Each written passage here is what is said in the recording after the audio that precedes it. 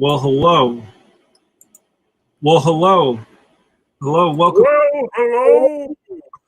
Well, ho. Hello to you, Mike Manley. How are you, sir? Oh, I've had better days. Yes. Yeah, you've had a pretty rough day today.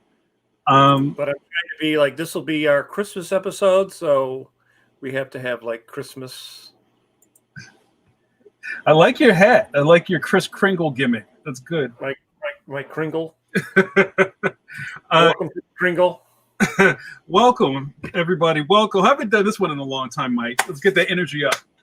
Welcome to All and Sundry, to Pencil, your favorite pandemic podcast, brought to you every Wednesday by the good people at Clip Studio Paint. You see the John up there? That's my Philly word for today. You see the John right there? The people at Graphicsly make Clip Studio Paint the cartoonist's favorite tool. And it's beating the pants off of Photoshop, Mike Man. Oh, wait a minute. Let me put my pants up. That's right.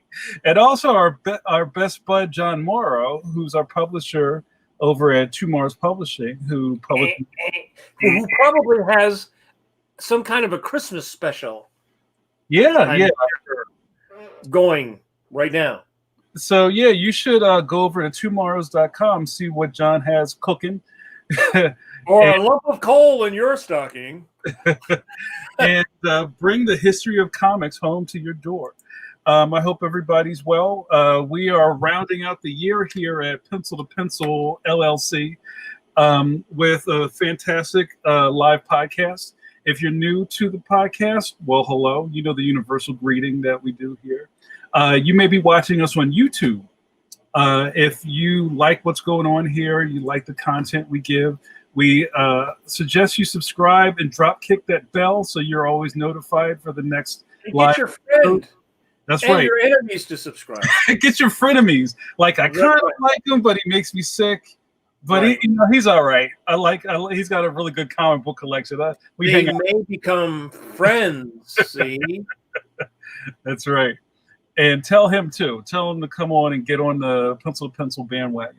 Also, we have a very active Facebook page with all of our videos starting back from the beginning of the pandemic, Mike. How many was that now? How many videos is that? We were doing 2 a week since April 1st, so it's a lot. But we just went to Wednesdays, last month? It's been since the beginning of November. Yeah. But 500 videos. There's a lot of content. I'm very excited to say, because one of my things that I wanted to get better at, Mike, was updating our website, our Pencil to Pencil website, where you get the audio versions, and then our iTunes channel and all the other kind of stuff that we're woefully behind on. But I'm getting an apprentice next semester, so I'm going to put her on that. So I'm really excited about that. You may be asking, who the hell is this dude? Welcome, I'm Jamar Nicholas, Philadelphia's favorite son. It says right there, Jamar Nicholas. Oh yeah, I didn't say that. No, you need to add all the other. So you put it on and just covers the screen. I'm a man of a million nicknames. The Grand Poobah of indie comics, and also the Black Dick Cabot. Hello. I'm joined by the proverbial hip by my good bud, and you got to hear it, Mike, modern master of comic books. I know you hate it. Mike Manley. Say hi, Mike. Hi, ladies and joims. Guys, I don't want to waste too much more time because we have an action-packed 2 hours ahead of us. Our good buddy Jay Stevens is joining us. Fantastic cartoonist, Emmy award-winning cartoonist and animator and producer and maker of things. I like maker. I think maker is a nice modern word for what we do as cartoonists. This is not just, sitting down and drawing the same thing over again. Like, we're innovators. We're all over the place, getting our fingers in many pies, Mike. How do you feel about the title of maker? Maker. Well, that's maker, doer, drawer. I like that. Drawer. I like art czar. How's that? Arter. You're an arter. Are you an arter? I like that. Yeah, I'm excited to talk to Jay. He almost made me have a car accident once. Oh, we'll have to get into that. So let's bring Jay in, have him get us up to speed, and let's talk shop. All right, come on in, Jay. Hello. Hello. Hello. Oh, fellow pencilers. Makers. Silent arters. Oh, I like artists. Oh, before we get started, I have some housekeeping. Anybody that's joining us for the first time, how this works is you get to hang out and chat in the chat room, or if you're watching on YouTube, in the comments. And if you have a question or something that we can put on screen as the conversation, type it in. I may put it on the screen, but I may not. So no tears.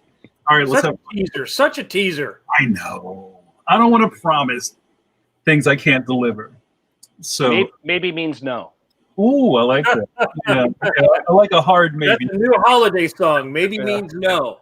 So if we replace this "Baby, It's Cold Outside" with "Maybe means no." Maybe means no. The yellow light does not mean yes. That's right. Exactly. So Mike, get started, and I'll check out. We were right before the show. We were commenting on your drawing, your nice wooden. That's a wooden drawing board behind you. It is, yes, covered with acrylic, so it's not a lumpy surface. But yeah, is that an original, like from high school, or how old is that? It's an antique. I found it at the Aberfoyle Antique Market. Shout out to Aberfoyle, Ontario. Yeah, no, it's just I always wanted a desk that made me feel a connection to the ancient traditions of cartooning. Something that was old and wood and real. Because before that, I'd always had adjustable drafting table with metal stainless steel legs, and it was always surrounded by my cool books and antique toys and stuff, because I'm a typical cartoonist and I have that stuff all around the studio. So now the desk fits in. I love it. Except it has that ridge, which I like, so stuff doesn't roll off. Right. But it actually digs into my arm a bit when I'm drawing sometimes. So it's a win-lose situation. Mm-hmm. Right. So now you won't only have the cartoonist divot, right? Every cartoonist is like, oh yeah. Now you have the divot on your wrist divot. Yeah. Oh, look at that. It's a bad one. Yeah. The knot, right? Yeah. Yeah, when all cartoonists get together, they're like, look at my knot. Your knot is only half an inch. You are no cartoonist. That's how you get into the... Doesn't that just mean we're holding the tools wrong? I still clench tight and low, and I'm like, I'm still doing it wrong after all these years. Well, I think every cartoonist I know, Al Williamson had a divot. My buddy Ricardo had a divot. So I don't know if painters have divots as much, because you're not constantly holding the pencil, or you're holding the brush. Totally different movement. That's how as my arthritis kicks in over the years, that's how I'm going to end up inking comics in my final days. You'll be like Matisse laying in your bed, drawing your giant JETCAT on the wall. Instead of twice up, it's 10 times up. I'm like, look, I can still letter. It just has to be this big. Yeah. Jay, do you wear an apparatus or a glove or anything like that? No, still don't. I just for hand grease and oil and stuff, I just have an extra sheet down that I keep under my hand as I ink. But no, so far, so good. I don't know. I haven't needed one. You guys, do you draw with one? You're not greasy enough yet. As you get older, you become like old and tanned, like leather grease. It can still get a little. Yeah. No, I don't. I don't use a glove or anything. I keep thinking, like, when I'm on the Cintiq, that I'll do it, but I just don't. Like I wound up buying a while ago, like a little bag of cotton, like gallery gloves, like those white, light cottons, and I cut all the fingers off like a sniper, and I was going to use that, and like it's just like I don't know where it is. Whatever, I have work to do. I just can't commit, but I think I should. I have worn gloves with the fingers cut off in very cold studios in the past. The whole Bob Cratchit, where you're like, right, I got a deadline. It's freezing in here.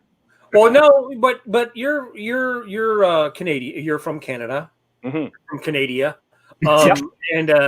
and you're in the Toronto area. I'm south of Toronto in a town called Guelph. Guelph. Guelph. Okay. Mm-hmm. No, I'm not kidding. It's real. Yes. Yeah. Now, how far is Guelph from Toronto? Toronto, as people would always Toronto, say. yeah. Toronto. It's about we have a pretty busy highway. It takes me between an hour and 2 hours to get downtown Toronto from here. Wow.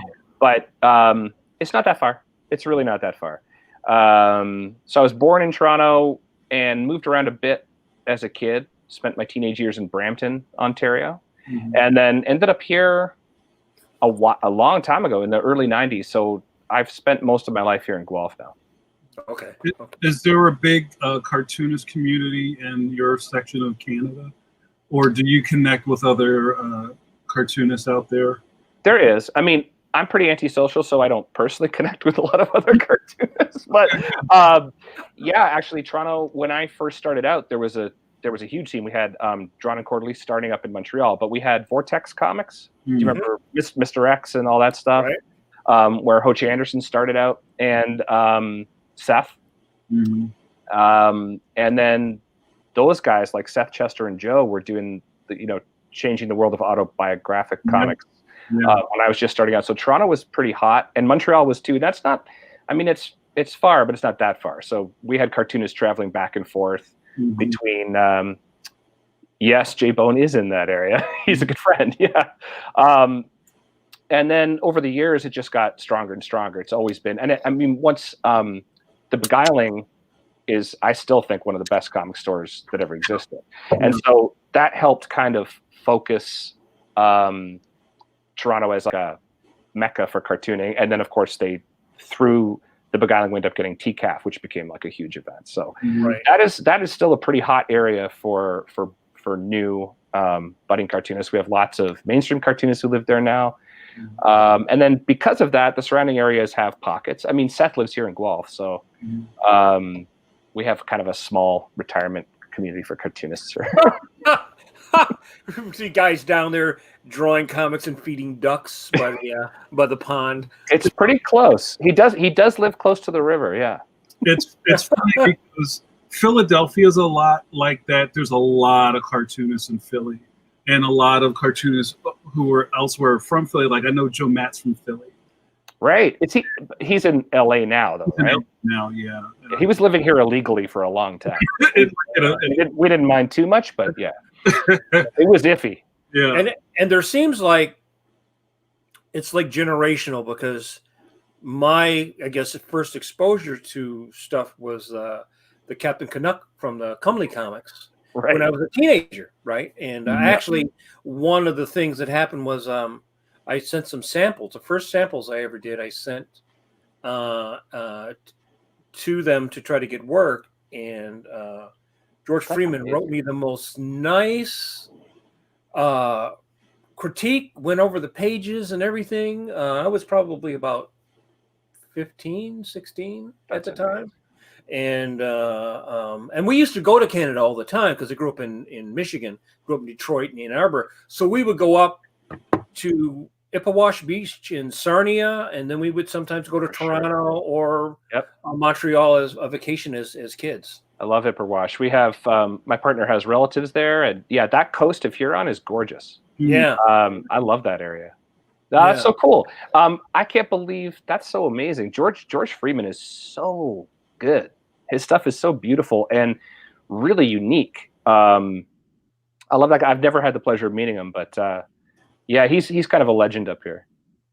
So you guys don't have a cartoonist social where you get? No, is there? There is a. Is it the Schuster Awards? There's a Canadian. Yeah. There's a few different award shows. The sort of Anglophone awards here. We have the Doug Wright Awards, which is more of the indie comics, art comics awards, and then the Joe Schuster's, which addresses more of mainstream stuff. Yeah, I mean, but Canada's a big country. This is the thing. Is like when you think of Canadian cartoonists, I mean, Vancouver is a long fucking way away from Toronto. That might as well be a Florida cartoonist. So there is some camaraderie, and there's definitely some regionalism and a little bit of craft patriotism. You're like, oh, another Canadian. The closest I got to like really hanging out on the reg with other cartoonists, there's two things. Sort of surrounding Darwin Cook in Toronto back in the day, there was this kind of Superman lunch club that a bunch of us that were making comics at the same time. He kind of initiated it. I guess he was thinking along those lines, like maybe we should get together and talk once a week. So we would just have lunch on New Comic Book Day on Wednesdays, like right before we went to the shop. We'd buy each other's stuff and then go and talk about it. Well, that's awesome. You really stunk this issue up. Of, you know.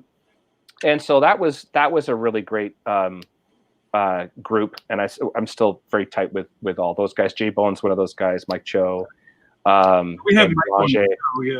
Yeah. Mm-hmm. And then when I was briefly a member of the National Cartoonist Society, there's a Canadian chapter, and so we would have meetings as well. Briefly, I was a member for like 10 years, but yeah, now I'm more old and curmudgeonly, and I don't know. I just maybe I was just pre-COVID, like before it was cool. You would go to your cartoonist meeting already masked up. Say hello and say just stay 6 feet away from me. Yeah. I was socially distanced before it was cool. Yeah. Well, it does seem that a couple things have happened, I would say, in the last 10 or 15 years, is you do have more enclaves, it seems like, of cartoonists and of people interested in doing comics and cartooning that have sprung up, you know, around Canada, but also around the United States, like around usually like the major cities, because there's a bunch of people in Montreal, right? And then you're saying there's the people on the West Coast. And when you were starting, was there a way for you to get together and meet like more established cartoonists? I mean, how did that happen for you? Yeah, so there were still, I mean, I'm of that age where when I was a kid and obsessed with comics, like 10 years old, comic stores, specialty stores, weren't really a big thing yet. Certainly not in a smaller town like Brampton, where I was a kid.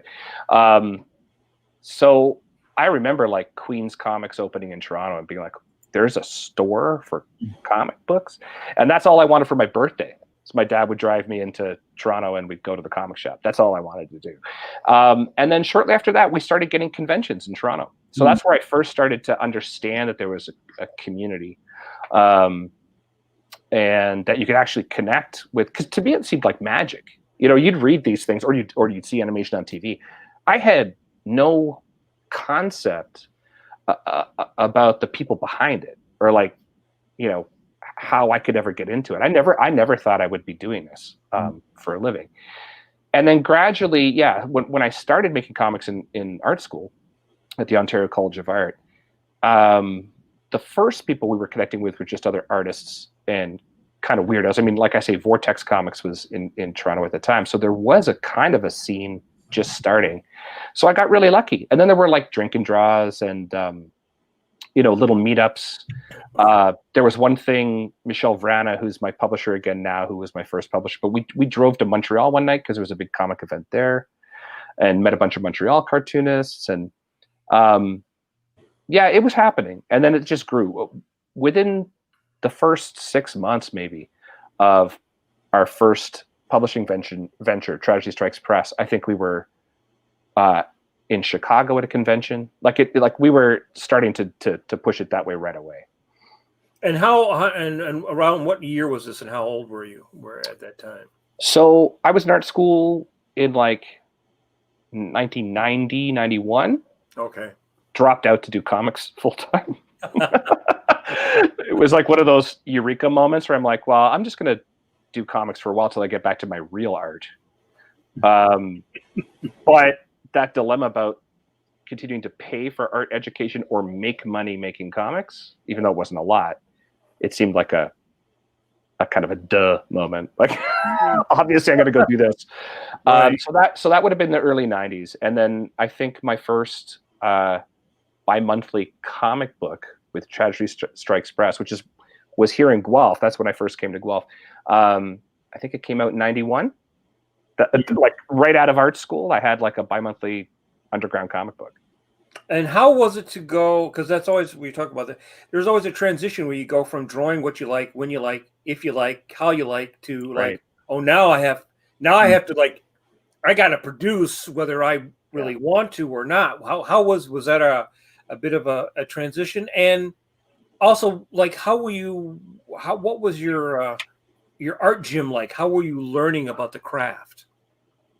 Those are really good questions. So I'd say, yeah, so at first, with the first rush of, I got really lucky. So because we were in art school and the first mini comics we did were in connection with the school newspaper, I think that's how we ended up doing this Itchy Tales thing.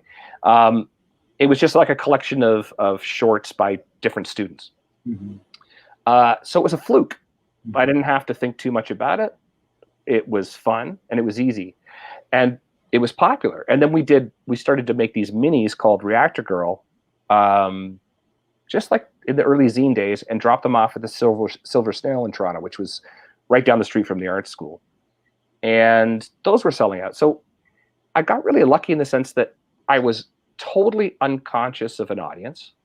Like I wasn't working for deadline, thinking of an audience, thinking of content. I was just winging it, and people liked it. So that first comic series that I did, Sin, it was with that same mentality. So I had enough for a few issues just running on adrenaline. Right. Like but once I started to get mail, like fan mail and people writing me, it really fucked me up because I was like, okay, people are actually looking at this and I can't draw. Like I gotta figure something out. Yeah. And so again, at the beginning, I was using like a crow quill, like dip pen, and couldn't get the lines I wanted. Again, back then in the early 90s, I'd heard of the Kubert school, but in our art school, any comic book like imagery, comic book specifically, was completely frowned upon.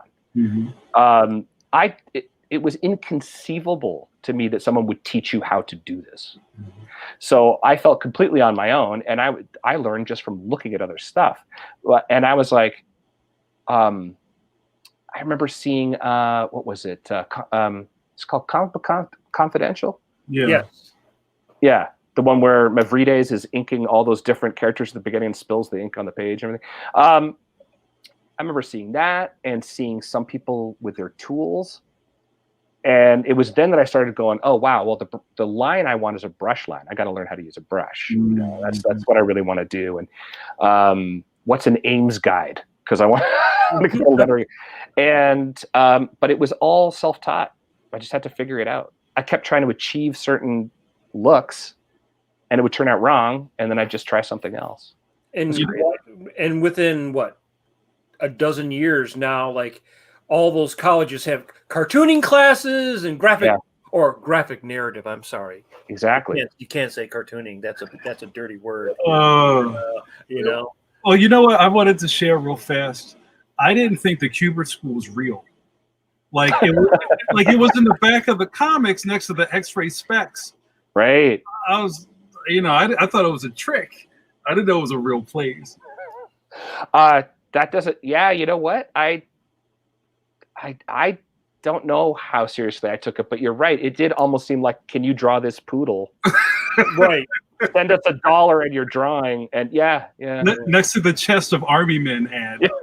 Yeah, exactly. Yeah. I mean, now, and we talk about this all the time on the podcast.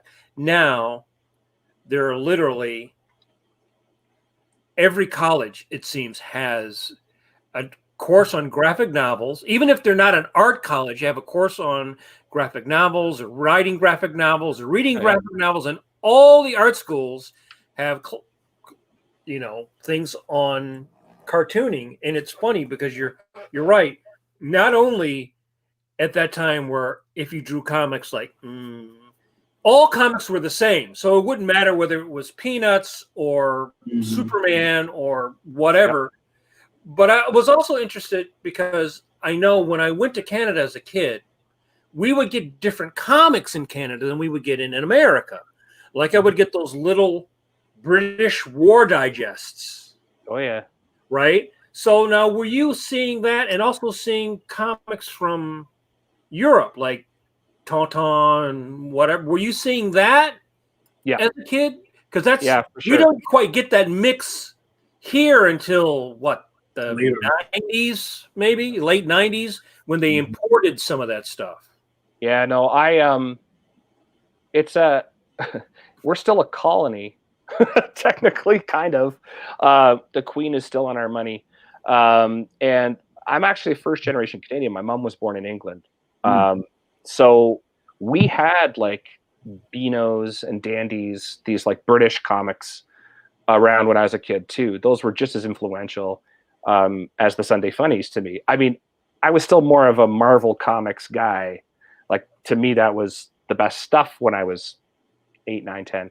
But I read a lot of and British annuals. Have you ever seen those like really cheaply produced hardback British Boys annuals? I've seen those on the internet. Like Lion, Eagle. So I would always get one for Christmas every year. So I had a huge collection of those too. So definitely they were influential. And then being close to Quebec, which is French, there was always a healthy stack of French comics like bande dessinée, BD kicking around. So yeah, when I was young, I read like some Gaston Lagaffe and Asterix and Tintin. And also, I should also mention a lot of that animation came through. Like we had Colorgol, who was, I think he was called Jeremy the Bear here, Barba Papa, stuff like that. Like some stuff that was a little more European. Right. So we were really a melting pot of American and European pop culture influences. So like Le Schtroumpfs and stuff like that. Yeah, for sure. Yeah. Like before they were huge in the States, we kind of knew who they were here already. Yeah. Smurfs were huge in the early 80s. They were huge. I had a friend, Eddie, who used to steal them. The little figurines were. Yep, they were hot. Yep. Yeah. So I think that's one of the things I'm interested when I talk to another cartoonist is like what you got interested in, what sort of led you in, what was your path like. So you had a very divergent amount of a huge variety of stuff to see. Like Jamar came mostly from comic strips. I came from comic books and then an animation, and then sort of into strips more when I was a teenager. So it's interesting to see how that affects people's foundation, and sort of like it seems like you had an idea like you could do a lot of different things, because that what you were talking about is a very broad kind of cartooning. Yeah, and I was still in my head separating them a little bit. Like I didn't quite understand yet that it was all the same art form that used a lot of the same skills. But I loved Calvin and Hobbes as much as I did the Fantastic Four. Right. You know, I didn't love one better than the other. I thought they were both amazing, and I was obsessed with them. So yeah, maybe that was a good thing. Although it's very distracting to be somebody like me who's so unfocused in their career, who's done like a daily strip and animation. I don't know. Like, what have you got? I'll try it. So you were doing these zines, then you were doing your own series. Yeah. And you were thinking like eventually I want to continue to do my own series? I mean, I know you did this is about 10 years ago. You did what? Oh yeah, was it? Oh yeah, the comic strip that you did. Oh Brother, yeah. Oh Brother, yeah. With Bob Weber Jr. Yeah. Right. Yeah, and that was one of the last strips that King tried to launch. Yeah. And you know, if you want to talk a little bit about that, because I know that it is very hard. One of the things that people don't realize, it's really hard to launch a new strip because you have to take somebody else's favorite strip out of the paper. Yeah. It's literally like a street fight against someone that has a lot of people on their side. So yeah, it was really tough. And I don't know why we thought it could work, but we got the timing was just terrible, right? So on top of how competitive it is anyway, we beat the odds and got this strip picked up. But then we're pitching it to papers right at a time that the whole nature of the business is changing. They're cutting whole sections. Advertising is dropping off. They are cutting comics already. Like the week before we show up there to, before the salespeople show up there to convince them to take our strip, they've already cut 2 popular strips. So, I don't know. It was impossible. We did it for a year. It was super fun. I loved every second of it, but it is probably the hardest thing I've done. Like just physically. Just because you have to keep. Yeah. There's no time off. It's like always being on the treadmill. There's no time off, and I kind of like that. But because it was also an unrewarding struggle that first year, and again, King, Brandon, Bob, I'm still sorry that we couldn't make it work, but I basically quit after the year because we were in 5 papers. Wow. After a year, and I mean, I don't want to get too crass, but basically it was a full-time job where my portion, because the syndicate takes 50%, writing partner takes 50%. My portion of what we were making a month didn't cover my car payment. Wow. So I couldn't do it. I wanted to. It's one of my favorite things I've done. I'm still really proud of the work, but it was just absolutely impossible. And it was more a fault of the market and the changing times than anything else. I thought we put together a pretty cool strip. Right. Now, we've talked to several web cartoonists, and it seems like at that same time you were trying to launch that in the traditional newspapers. There were a lot of people who are using the web because they knew they couldn't get they knew that King or United or whoever wasn't going to pick up their strip. So they started doing. They weren't making any money either. You know what I mean? But they didn't have the cap, because that's the hard thing with the newspapers is they actually used to have a sales force, as hard as that is to believe, that would go around and like, hey, Cincinnati Enquirer, what you need is this new strip. And the people like, yeah, no, I need more tire ads is what I need. Yeah, despite the fact that in every single reader's poll in the history of newspapers, the 2 most popular sections are sports and comics. They still only give us 1 page at best. Anyway, yeah. Don't get me started. So did you? Were there ever any plans to reprint it? Yeah, we did. We did a collection of sort of a best of collection that came out. So we're now on Go Comics. Like, talk about changing times. King ended up letting us go. And then, this online Go Comics thing started where they were picking up existing newspaper strips. So Oh Brother lives on online. I guess they just rerun them. It's like a television syndication now. Right. Yeah. So that's fantastic. So it's still around, and hopefully, I mean, the whole point Bob and I were trying to get across was we were trying to create kind of like a new timeless kid strip, like something that, even though it has modern phones in it as opposed to curly cords, it hopefully still resonates now, whatever, 10 years later. We'll see. Right. Well, that's one of those. I think that's actually in a way sort of a thread throughout your work, is that there's a timeless. You can see the nods to influences, but there's also a sort of like a timelessness to your work, which obviously is something that you're trying to do on purpose. It is. I mean, it sounds like you're accusing me of swiping. No, for sure it is. I mean, I've always approached the work once I started to learn how to draw. I continued to approach the work as a fan. So, I don't know. Again, maybe it's because of my different influences growing up, but I could never commit to a single style. Mm. And Mike, I've seen you draw in a lot of different ways too, and so I know you know what I'm talking about. Where you're like, if for this particular project, this kind of needs the crow quill again. Like this needs that look. And so because of that, every time, like I really don't think of myself, even though I came at this as an artist first, my skill set, I'm more of an idea guy.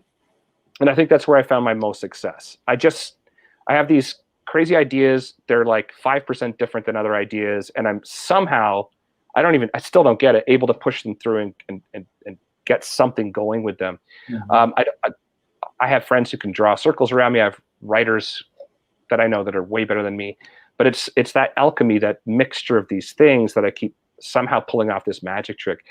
But when I create something, sometimes I already know it can't look like the last thing I just did. It doesn't fit. Right. So you don't feel like everything Don Martin drew looked like Don Martin drew it. Right. Yeah. Right. And like everything Jack Davis drew looked like Jack Davis drew it, and people were buying it because it was Jack Davis or Don Martin. So you sort of feel like Sergio Aragonis, John Byrne. I mean, yeah, for sure. Yeah. So you feel like they're buying your idea, not your technique. I think so. Although Seth, when we had coffee one time, I told him, like, I think I'm fighting style. And he goes, oh, no, it's always there. I can always tell you a drawing you've done. So I think style finds you anyway. Habits find you anyway. Right. True. So why not fight it as long as you can? You know? maybe you'll learn some new stuff while you're trying different stuff out. But yeah, I don't know. And then that's weird too, is that sometimes I do a convention and I have people come up and they have no idea I'm the same guy that did those two projects. So I'll have a couple of fans come up who are maybe Oh Brother fans, somebody who's a Secret Saturdays fan, usually. Mm-hmm. And then somebody who's like, oh, you did the Land of Nod? That's crazy. I used to love JETCAT. So apparently I'm very successful at hiding my style. Hey Jay, I have our first question of the night. All right. So our good friend Eternity Forever, that's the wrong slide. Hold on a second. ask how long did it take you to develop your style of storytelling, Jay? That's a good question. That's a great question. I know this will sound like an evasion, but I think it's still developing. But that's the truth, is that when I first started doing those indie underground first efforts, I was writing absolutely nothing in advance. Mm-hmm. I was writing on the page. Mm-hmm. I would write myself into a corner or off a cliff. I'd be like, I don't know what to do next. I'd go to bed, come back at it the next day, and I just figure out something else. Mm-hmm. That's how I started writing. It's insane. Over the years, I've learned to pin down the way I still like to write. It's almost like I'm doing like Marvel method for myself. So I'll have plot points. I'll break down, say, a 24-page comic or 36-page comic, and I'll have what needs to happen on each page. But I still give myself room in the drawing, because I'm writing for myself, where I'm like, actually, I don't want to draw another car, because those are hard. Maybe he's not on horseback. You know what I'm talking about. And then I will, and so I kind of wing it. So I give myself a loose structure. I usually commit to the final dialogue and the final plotting still on the page. So the only time that I have to really work harder than that at the writing is when I'm writing for somebody else, which does happen sometimes, or when I'm writing for animation, where it needs to be a little more pinned down. And you can follow us at our new website, carsandhorsesareHard.org. That's great. Sorry, Jay. Go ahead. Crowd scenes. Yeah, there's a whole bunch. I'm like, oh god.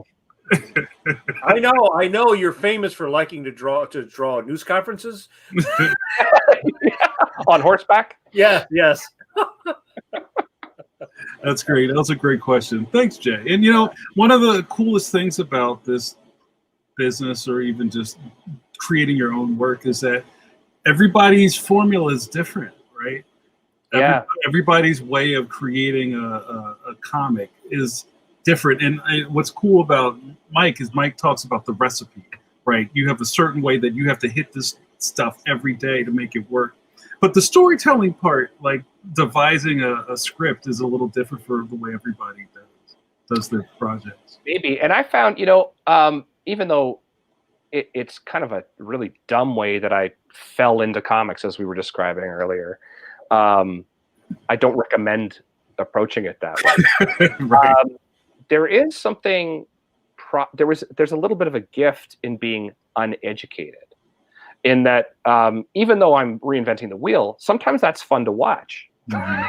I've screwed up, but it's because I remember the first time I read Scott McCloud's Understanding Comics, it fucked me up for months. Yeah. I had been making comics instinctively and just figuring it out on my own. And this book came out, and I read it, and I was like, oh my God, I'm doing everything wrong. I had no idea you were supposed to do this. I didn't know this is what this meant. I didn't know.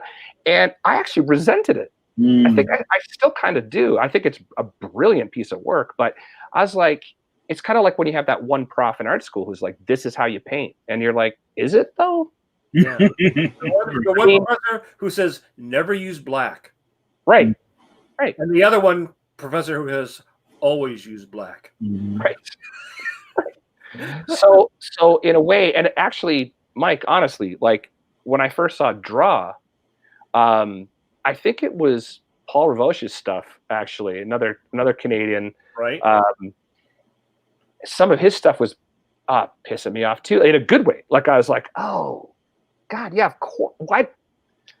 I haven't been doing it that way, and that makes so much sense. So sometimes education hurts, and that's good. But sometimes it's good to have your own opinions about it too, or to learn it your own way first. Yeah, I think that one of the things that I've observed from doing the magazine and then also teaching is you have people that come in and are intuitive, and if you try to say, well, no, this is how you wear the tie, this is how you put that structure on them, it kind of forces, it discombobulates them. They're weighed down by that. And there's other people, I think, who they're the opposite. They need that will help them produce. It's like then they can go forward, because otherwise they're sort of floundering. And I think that I am a guy who learning the technique was really important, because right. I was like wanting to learn how to do stuff from a very early age, and probably because my grandfather gave me that Loomis book, Fun with a Pencil, which was very like, this is how you make people, this is how you build characters, this is how you do this. That started my way of thinking, where I have other friends or people like you who started with like, I'm just going to start making a comic. And I'm going to start, you know what I mean? And you're not right. But, you're right. I never read all of Scott McCloud's book on purpose too, because I sort of figured like I kind of probably can figure out what he's talking about, and the technical stuff. It's absolutely brilliant. It's metaphysical. It's fantastic. It just really threw me, because it just gave me too much to think about. I was suddenly paralyzed, where I was like, well, I don't know about that panel transition. Whereas I would have been winging it. So it was probably good for me. I think definitely. But yeah, it's interesting. I don't think Jack Kirby ever said, I'm not sure about that panel transition. Right. You know what I mean? And Al Williamson never said, I'm not sure about that panel transition. They were guys who went by gut. Like they had that instinct for what is interesting. It's like a cook. You're like, needs more salt, needs more garlic, needs more. Well, right. And speaking of which, I mean, when you have as much room as you do in comic books, you have more room to figure things out. Like, Jamar, what was your favorite? You were saying you came at your passion for cartooning from strip. So what was your favorite strip when you were younger? This sounds really crazy. I was a big Doonesbury fan. Nope, that doesn't sound crazy at all. That was huge. And so in something like Doonesbury, you have even fewer tools. Your toolbox is narrower. So for that strip in particular, that is way more about the words. That's way more about it's almost like stand-up comedy. You have to, it's like boom, boom, punchline, because you only have that much room. I'm always impressed by people who still do strips well, because that is even more restrictive than what we're talking about. I couldn't have faked my way. I don't think even with a web comic, honestly, if that technology had existed when I was starting out. I think I needed 24 pages to goof off in. And that's kind of how I got into self-publishing comics, as I hit my head against the wall of syndication for a couple of years. I was like, this shit is way too hard. Yeah. Let me try this. I get 22 pages. Where do I sign? Right. But Jay, hold on. There's one more question. Sorry, Mike. Let me cut you off. All right. A follow-up question from Return to Team. Jay, have you ever been stuck for a story during syndication? Aha. You see? Another great. That's great. Actually, no. Not with Oh Brother, because I had a writing partner. That was the best part of the deal. Is that Bob wrote all the gags. We would often kind of talk about them or jam. Sometimes I would draw one. He'd say, "Actually, I think I rewrote it better." And so I just had to focus on the drawing. So that was great because when I first started, he had a huge stack of these gags he'd written. When we first partnered up on this, and I just knew that I got it, like that it was old-fashioned but modern, and we both had kids who were younger at the time, both older daughters with younger brothers, and I just loved the material. So I just had to focus on the art. Now, what I did make it harder for myself, though. I thought, okay, well that's great, then I can color them all. Because I'm not particularly fond of the coloring of most strips. I won't get into it. I don't want to make anybody feel bad, but there's a way that it's done. Yeah, I'm not fond of it. No. And so I knew that like Mutz was done by the artist, so I knew that was allowed, and I fought for that. Yeah. So I did have to draw and color them all, but I didn't have to write them. But I have been stuck for stories serialized, though. That has happened. If I have an ongoing comic, there have been. I definitely do get writer's block. That has happened. Usually, it just requires more naps and walks by the river. And saying hello to Seth. Hey, Seth. And that sounds flippant, but I'm actually not joking. No. That's usually thinking hard about how you don't have a story is just making it worse. So I just usually go, no, I'm off for the day. I gotta go do something else. Yeah, you just take the vice off. Yeah. Yep. Go ahead, man. Oh, I didn't know whether you were gonna get on. Oh no, I was clearing the text. Okay. Yeah. Well, why don't you also talk about, because I mean you have sold more ideas than any other cartoonist that I can actually think of, and Maybe. I don't know any other cartoonist who's you sold 4 things? JETCAT, TUTENSTEIN, Secret Saturdays. Really. Okay. Yeah, 3.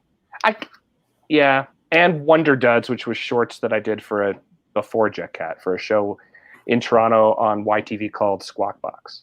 Right. So you want to talk to, because I think that's also a very interesting process for cartoonists, because you could do a cartoon all yourself, but you can't do animation all yourself. And when you go in and you start talking to producers, everybody says, I want something completely original, but actually they want something that sounds pretty close to that other thing that's pretty successful. And if you give them something totally unique, they're like, oh. It's true. We want the next SpongeBob. Right. But it can't look like SpongeBob or have the same humor as SpongeBob. We want the next Simpsons, but not like Simpsons, kind of exactly like it, but not yet. That's basically what they're all looking for, is that the secret hit. It takes a very brave executive to greenlight something that's different.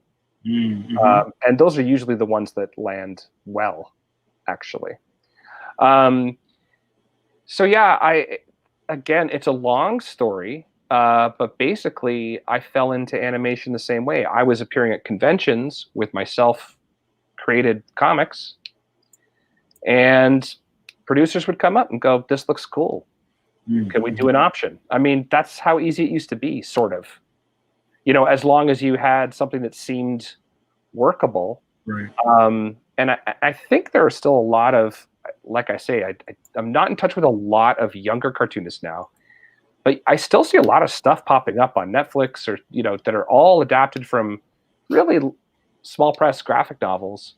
So I think that reality still exists, is that if you make something, if you actually jump in the water and you actually write and draw something and get it published, once it exists, it has a secondary power. You know, it engages people, it excites people, and somebody's going to want to turn it into something else. It's kind of inevitable, actually. So I got into animation again. Never went to school for it. I'm a total fraud. I just had the skills of writing and drawing that were necessary to come up with these things. You know, so the first thing that got optioned was Oddville, which was a weekly comic strip I did that had been collected. And it's where JETCAT first appeared. So way back when I started an alternative weekly strip for The Stranger in Seattle, because I knew James Stern back in the day, met him through conventions, and that thing got self-published and collected. Yeah, that's the second. That's the second round of Oddville. Yeah, and it got optioned, and then TUTENSTEIN got optioned, and it just went really quickly. Yeah, it was shocking. JETCAT was really low key. It was almost like making comics, which kind of spoiled me in that it was me kind of. I actually did draw comics for each of those shorts that were like pre-storyboard. So I had done them. They were all rectangular, so it was in the right aspect ratio, and I would just draw it and just write word balloons on it. So that's this was the script. This is how I was writing the script for those JETCATs. And it worked so well that they would just hand that to like Rafael Rosado. I don't know if you know that guy's work. He's fantastic. And he ended up just basically doing storyboards and animation directly off of the comic.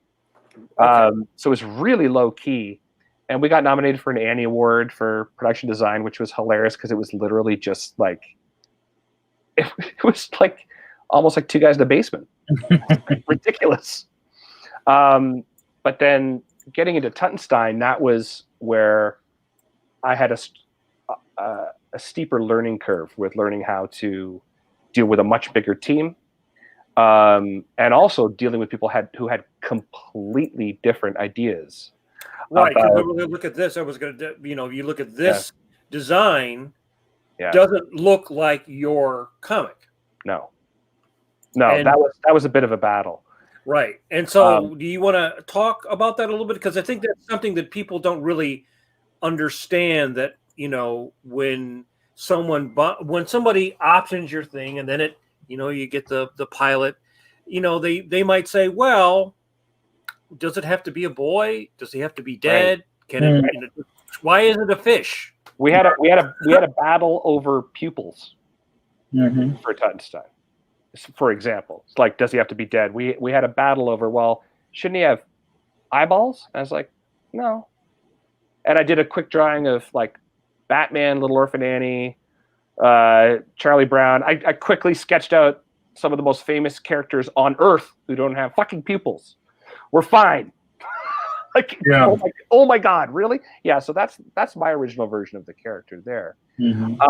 Obviously, tying in more to the project I'm working on now, I was going for more of an updated Casper thing. Oh yeah, there we go. There's some pupil. Oh yeah, there I'm mentioning it. There we go. Yeah. I mean, I think that's one of the things that it depends upon your. Sorry. For viewers, that's a fax. That was a fax to a producer. Yeah, that's a thin piece of. And that is no longer my phone number, so don't try to call it. Yeah. Sorry, Mike.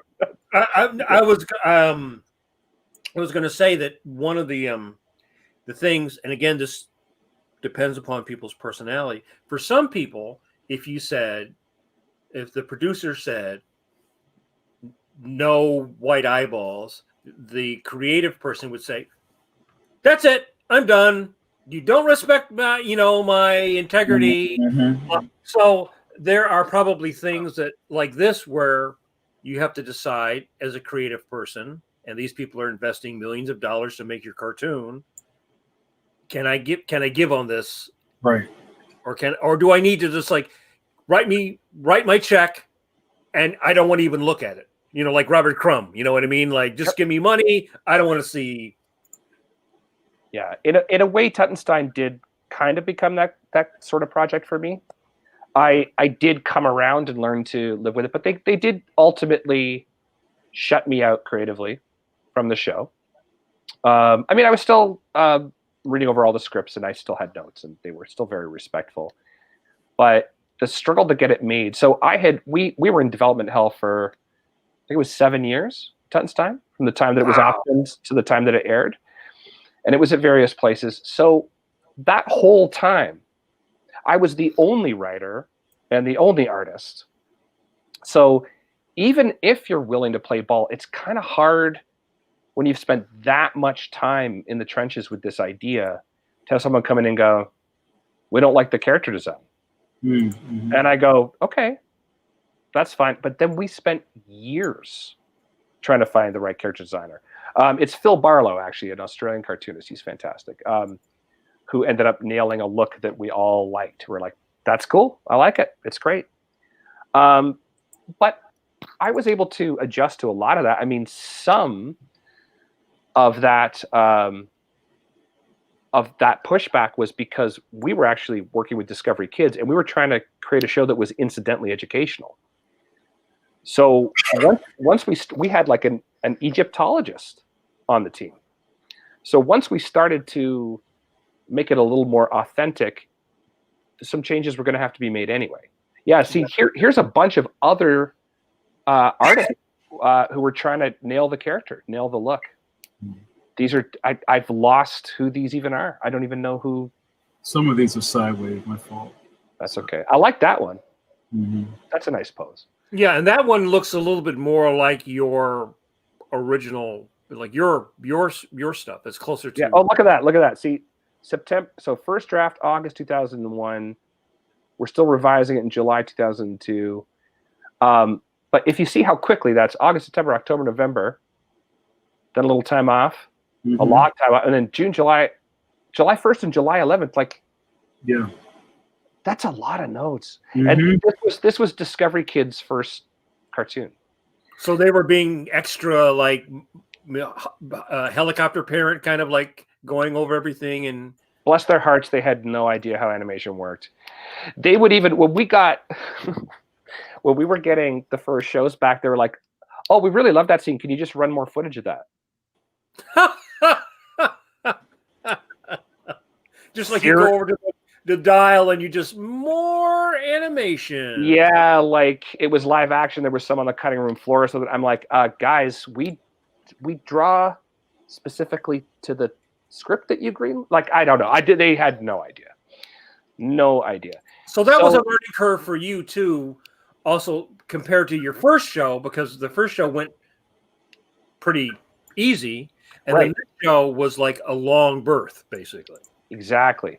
And so both of those combined to prepare me. I found, so ultimately I'm happy with the way Tutenstein turned out. I mean, I had the guy that kept me sane was my agent, Jamar. I don't know if you've heard that name before, but he started as Mobius's agent in France, Jean Giraud, and then moved to the States to rep him in the States, and then ended up being a fantastic help to a lot of great cartoonists. Yeah, he was my agent for a while too. Yeah, right. I forgot. That's right. We were both at Hollywood Comics in those days. That's right.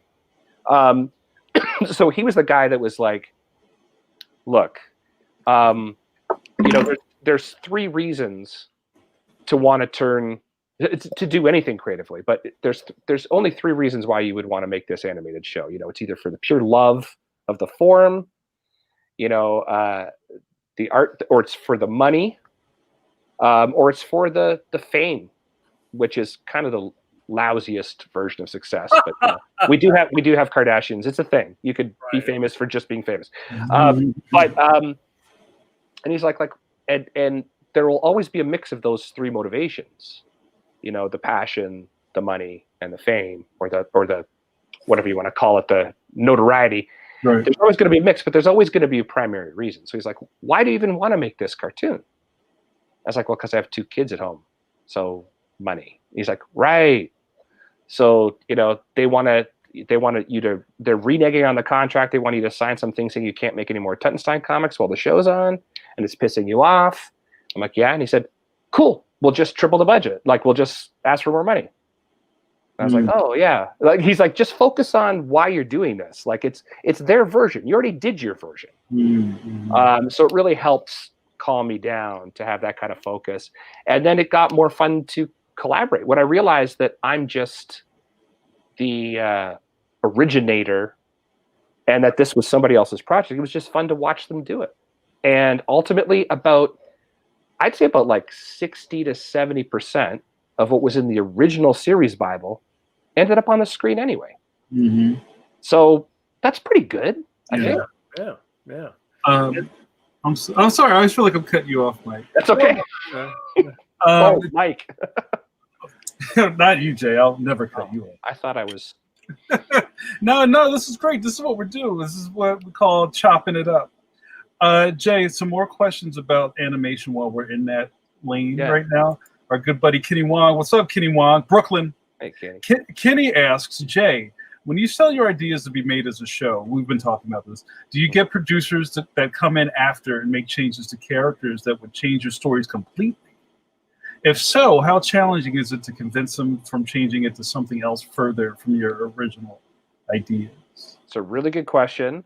Definitely connected to what we're saying. And so I'm going to jump into Secret Saturdays because that was a totally different experience again. But just to say about Tutenstein again, that's the other thing is that they're not just, so when your idea attracts producers, executives, buyers,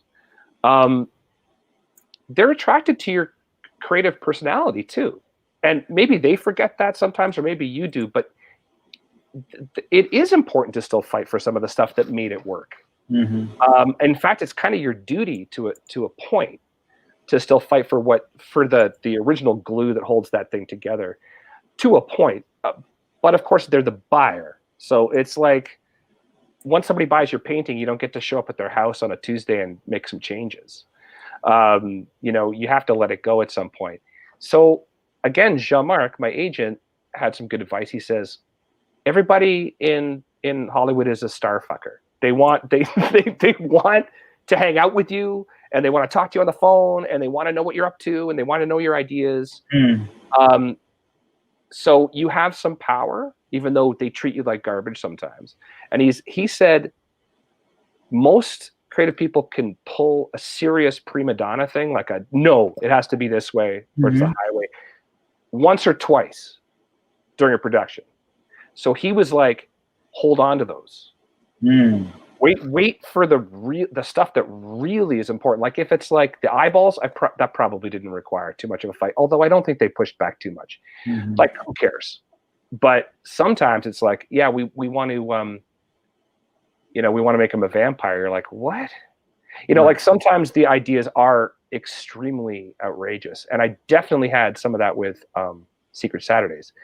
Part of the reason that Secret Saturdays was the next project I pushed is because licensing JETCAT, licensing Tutenstein, I didn't have the problem with JETCAT, but licensing Tutenstein was a little heartbreaking. It was almost like, your kid suddenly became a right-wing lawyer or something. Like it was hard to see your child change so much that for the next project, I didn't want to adapt something that had been in print. So I created something specifically for animation.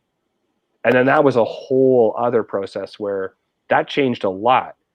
But because it was behind the scenes, I had no fans who would compare it to something that pre-existed, there was a lot of room to play, you know, and I was very interested in some of these ideas. So that was the most satisfying creative experience of the shows I worked on. So I you know, I loved it. I loved working on it. I worked on a kid's book, and I worked on boards. It looks so good. You're the only guy who excuse me who got what I was doing with the stiff designs, right? Like a lot of animators would hit it a little too stiff because of the thick lines and stuff. And you were like, no. Yeah, I get it. I can make these move. Yeah. And so it was sort of like, you know, Johnny Quest and the Herculoids and all that kind of stuff all mixed together. But when you were pitching it, now, I mean, one of the things about the shows is that they want to look at it and go, is this going to be a backpack? Is this going to be a thermos? Is this going to be 52 different kinds of toys and vehicles? And, you know, especially if it's a boy show, right? So there's a different criteria if you're on Discovery Kids, because they're probably not looking to make vehicles. Right. But if you're on Cartoon Network, they're looking to make vehicles. By the way, the clinical term, I learned it while working on this, is toyetic. Oh, okay. Is this toyetic? I'm not kidding. Wow. I didn't know that was a thing. Yeah. Sad but true. So when you went in, you had learned that before, so you're putting that in your initial pitch, like, and here's the vehicle, and here's the. No, not initially. It's toyetic because of its source inspiration, right? So it's just like I'm trying to create a show that I would have loved when I was 8. And basically, like you said, it's really a love letter to Hanna-Barbera in the 60s, because at the time, all of the newer North American cartoons that were coming out that were action cartoons, not all of them, but most of them had a heavy anime vibe, which I love. Right. But that like traditional North American 60s style of action animating had completely disappeared. And I always thought, like, I was always disappointed by those shows. You know, Great Toth designs or Doug Wildey designs, everything looked so cool. And you'd see the intro or the trailer, you'd be like, I can't wait to see that. And then it was just a lousy Monster of the Week episode. Every time it was the same garbage. They were terrible. Not Johnny Quest, but like the later stuff. And I always thought, what if Space Ghost was good? Like, what if the Herculoid was good? What if there was story arcs and character development? Like, so that was really the initial premise for this version of Cryptids, as it was originally called, or Secret Saturdays. Oh, I have a couple of those images. Yeah, and but the very first one was just I've been obsessed with cryptozoology for there you go. Originally, there were no cryptids on the team.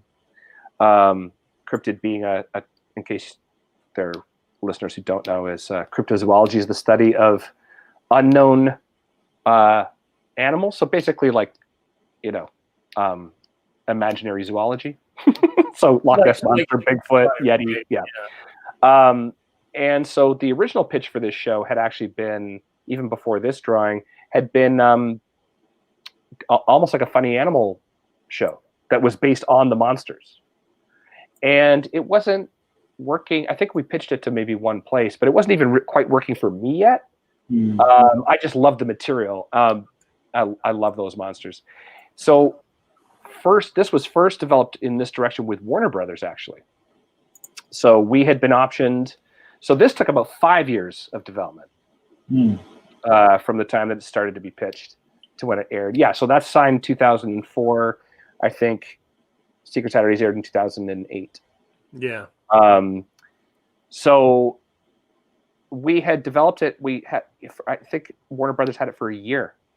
And we developed it more in the action adventure direction, and I was having a blast with it. And then they ultimately passed. And we had pitched the earlier version to Cartoon Network, and they passed. See, this is the other thing, just to go back to a question somebody had said before, too, about like, no, it wasn't about changing your things. It's what, Mike, you were saying. It's like, not only does your stuff have to be new but familiar, it also has to be the exact right time. Because it costs a lot of money for these people just to develop something. It takes a lot of time and money. and they can only have so many projects in development at the same time, right? So if the week before you came in, they bought a monster show, it doesn't matter if yours is 100 times better. They already signed the contracts. They already bought a monster. They can't have 2 monster shows. Right. So your timing has to, or robot shows, or a space show, or a talking car show, whatever it is. Or, you know, we just bought a little kid show with a goat, even though your show with goats is better. You know, it's just sometimes the timing has to be just right. The stars have to align. And they did at Cartoon Network the second time. It was like perfect timing. They wanted to build on the Ben 10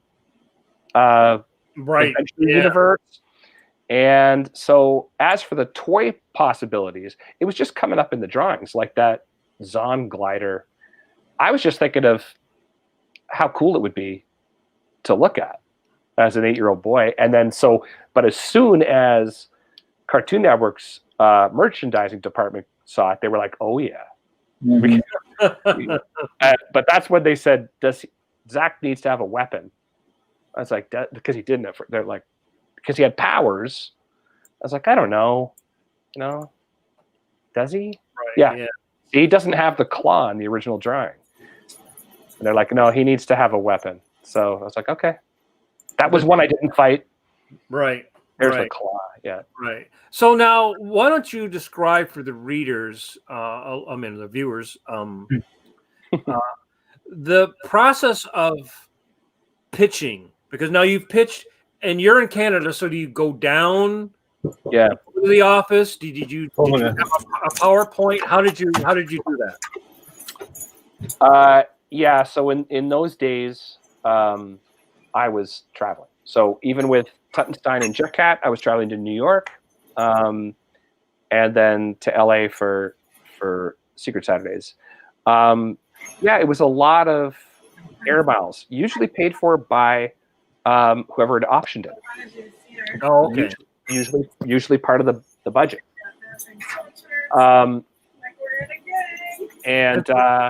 So would you do like a PowerPoint and kind of walk the people through the whole? Yeah, usually. I like to, the real thing, this is another thing I learned just from pitching. I mean, also, I should point out that I did have 3 projects made into animation. I pitched probably 300. Wow. You know, like, well, that might be a bit of exaggeration, but not that, like, I mean, including like tweaking the things, but like I was coming up with stuff all the time. So for those years from probably 98 to 2014, 2015, I was pitching stuff all the time. So it takes you got to be pretty Teflon to work in animation, because, you know, 99% of the stuff you bring in is going to get shot down. But I had my pitches boiled down to, I forget where I learned this, but it was so simple. You know, if you can't hook, most of these people don't have time to read. They're seeing tons of stuff come across their desk. It's like the president. If it's not boiled down in a paragraph, you're never going to get the show made. So there has to be a paragraph that says everything you need to say. The elevator pitches, they call it, whatever, you know, and I can't remember exactly what it was for Secret Saturdays. And then you have a 1-page breakdown of how the show would work. Like, this is the show, these are the characters. And then I would add a second page, so it's just 2 pages. And the second page was at least 6 springboard episodes to show that you could do different things with these characters and different story ideas. And then 1 piece of art. Like that cryptids one that we had with the blue. That's it. If that doesn't get you a second meeting, then that's it. Like, you're not going to get in. So you don't need, as in my experience, and I think I've been lucky, I never needed music or sound or big events. I just needed to talk passionately about my project, where each executive in front of them had the drawing, the 1 piece of art, and the 1 paragraph to go, okay, I get it. That's it. Jay, our good buddy Tim Fielder is a fantastic graphic novelist. Hi, Tim. Tim says, he's very conversational. Hi, Jay. Been listening for only a bit. I think maybe I'll be in a scenario soon enough where I will have to consider things like options, etc. Question: when you get into that development ecosphere, were you able to just focus on shepherding your projects and not have to look for other work? That is a very good question. In my experience, no. So, no, unfortunately. Now, I don't know. You might be able to get a better option purchase agreement than I did. I had a very good agent, though, as I've mentioned before. So, like, they're going to throw you a few $1,000 to hold on to your project, or to give you some money to do some new drawings or to rewrite it over the course of a year. An option usually lasts for a year, and then it's automatically renewed for more if they're still interested. But it is not enough money to live on. So just my advice would be, definitely don't give up your day job when the option first starts. But hopefully, whoever you would be working for will be paying you to do new work on that project. You should not have to be working spec on an option. Once you get to that point, they should be paying you for a rewrite. They'll be paying you for new artwork. And again, this is all up to individuals to negotiate, but you should be getting whatever your rate is. And if they keep you busy enough with development artwork, it could work out. But it didn't for me. I had to keep working. Right. And one of the other things that happens too, is that you can go in and you get teamed up with somebody who is like the person in charge of helping you turn your masterful cookie recipe into the mass-produced cookie recipe, right? Right. And then sometimes that person makes really horrible decisions, and you have to decide, like, oh, that's gonna ruin the recipe. Or that person leaves and then another person comes in. I don't know if you've ever had that. So you sell an idea. Mr. Smith leaves. Mrs. Devco comes in and she's like, "What the fuck is this?" No. Yep. Well, we had a very dramatic no with Secret Saturdays, where the timing of getting it made was perfect. The time of launching was tragic, which was by the time we actually aired, because it takes a whole year to make those shows, So we've got a whole team. We're working nonstop. I'm living in LA at the time, and then there was, I talked about this recently in another, but I don't know if anybody remembers this, but there was this weird Aqua Teen Hunger Force. What are they called? I love that show. I just stumbling on the name for a second, but they did some kind of promotion in Boston where they had like a flashing space invader. Right. Yeah. And it turned into a bomb scare. There was this, and it, almost everybody at Cartoon Network got fired over that. Wow. It was like a huge house cleaning. It was like, okay, this is too loosey-goosey. Who greenlit this? This is insane. Who's running this thing anyway? And so by the time Secret Saturdays aired, everyone higher up, including some of the people that were working on the show with me, but everyone higher up was replaced. And the new guy in charge had come from WWE wrestling and had no background in animation. And that's when, you might remember this, announced the Cartoon Network was now going all live action. Right. Do you remember live action Cartoon Network and how stupid that was? Yeah. That's what we launched into. So that's what they called it, the CN, right? They started calling it CN, not cartoon. They took cartoon out. Yeah. Wow. So we launched with soft promotion, kind of got buried in our time slot. I mean, I'm not saying that's why we weren't successful. We were successful enough. We did great. We had no complaints. We had a Wii game and a toy line. Everything was terrific. And we were able to tell us a complete storyline over 36 episodes. I'm not complaining. It's just we were an abandoned child by that network. They were like, oh my God, we already paid for this cartoon. So that was tough. And the head of the network had always met with the creator of a new show. I was the first person that they shunned. Wow. Jay. I know. Jay, it's that time of the evening where I ask, "How you doing? I'm doing okay. You okay? Yeah. You hanging in?" Yeah, I haven't lost my voice yet, and All right, cool. Well, I hope you're having a good time. The chat room is very lively, and there's a million questions. great. So, Let's do some questions. all right, you know what time it is, guys? It's lightning round. Question palooza. So, what I'm going to throw a bunch of questions at you from the room, and you can be as long or short. But I just want to try to clear the decks a little bit. I'll try to be brief. Okay. All right, so I'm just going to dive in. So, Eternity says, do marketing teams demand the toyeticness in order to greenlight a show? Like, does it have to you got to sell some toys off of this, or we're not even going to sniff it? Not that I know of. Now, I've never been an animation producer, so I don't really know. But there's been plenty of great animation made that didn't necessarily require backpacks. So I don't think that's the only thing they're looking at. I think, for me specifically, talking about Secret Saturdays, it was because they wanted to build on the success of Ben 10, and Ben 10 had a huge toy line. So they really wanted that component. Okay. Our good buddy Philolora, go check out the two-part Philolora Pencil to Pencil episodes right below this one on YouTube. Phil asked, was there a different way to pitch Secret Saturdays compared to other shows? I've heard from some artists/producers that a show is easier to sell if you have the star or producer pre-attached. Yeah, I think that can work and does work. When I was pitching Secret Saturdays, that was not necessary.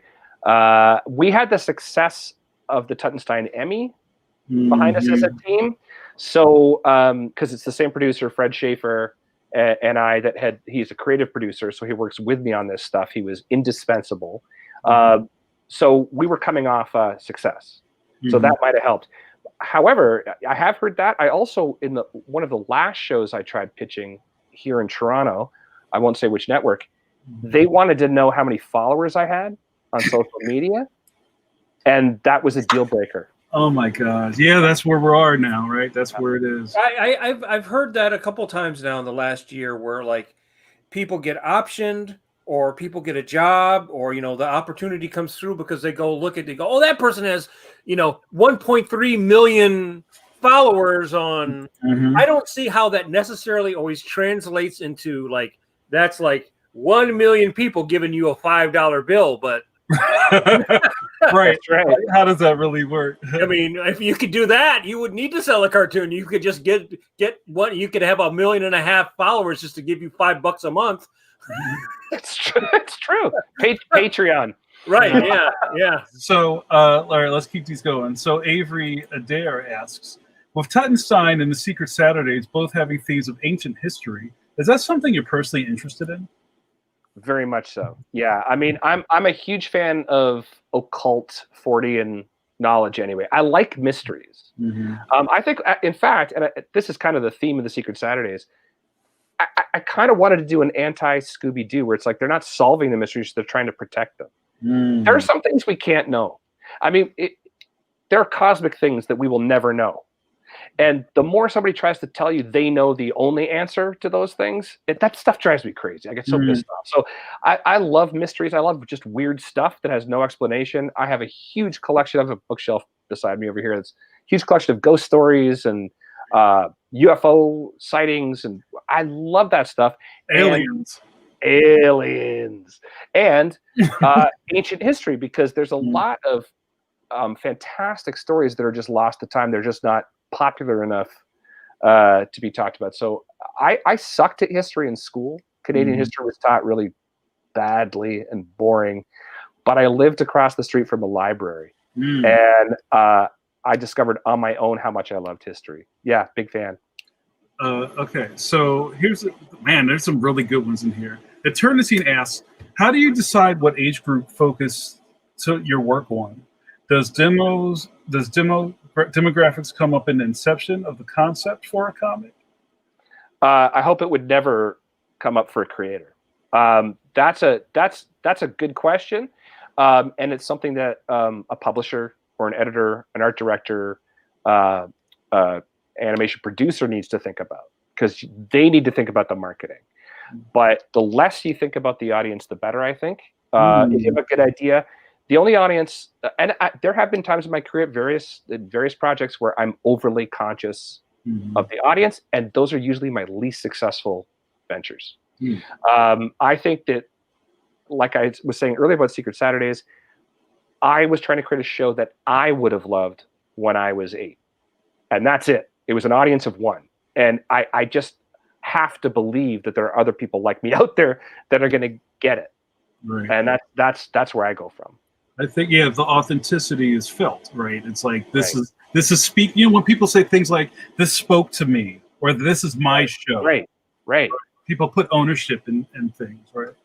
And another Avery asks, wasn't there a fight to keep the Secret Saturdays color as orange?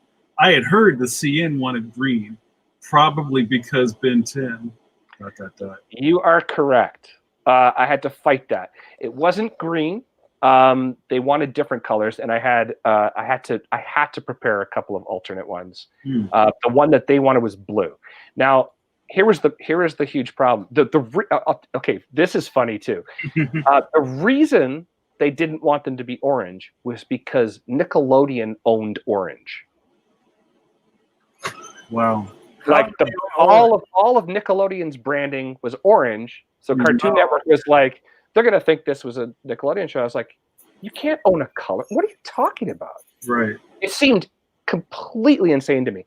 And so I had to point out to them, I was like, okay, so red is the Incredibles. Like, this is a family of, so red's the Incredibles, blue's the Fantastic Four, yellow, they look like they peed themselves. Like, what, like, I'm trying to figure out how this is going to work. The PP posse? Yeah, I wanted to, the whole point was I wanted it to look, it was very carefully considered. Yeah. It was to be unique. I wanted it to look like safety gear, like life jackets.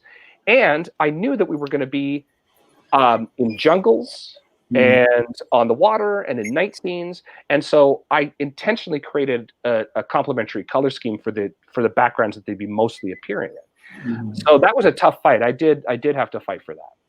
Oh, wow, that's all those little kids sitting there Saturday, but I wasn't going to watch it except they're orange. Yeah, I thought this was supposed to be a Cartoon Network show. Clearly, it's a Nickelodeon show. Our good buddy J. Robert Deans, also known as the notorious JRD, says, well, he asks, has earlier issues with shows you created caused you to change the level of oversight you demand, or at least ask for when negotiating with networks now? That's also a great question. I have actually retired from pitching. So I haven't pitched a show in, I'd say 3 years. Part of that's basically, a lot of it's the changing market, and I just don't recognize it. Like I said, too, I don't have enough followers to be even considered bankable. The Emmy means nothing, folks. So I don't. Yes, I mean, what has changed is what I'd be willing to do, or my participation level. So actually, at this stage, to be honest, I would prefer, the executive producing was super fun. I was super involved, but I would do more of a Tutenstein again. I would play a little bit with something that was a license, and yes, I would have some more some demands up front, absolutely. But I'm still excited about the idea of somebody having a different idea of something I've done. I've really acclimatized myself to the fact that if I want to make a story with no interference, I go back to comics. I'll just I can do that. I can do that anytime, and it's a lot cheaper. Let me tell you, it's a lot easier to get done and to exist in the world. So if I want to write and draw a story myself, I can do that. And so if there was ever going to be animation again, it's going to be a team effort, and it's going to be someone else's vision. I'm okay with that. In fact, I would like to be less involved. It might be time to just take the paycheck and stay home.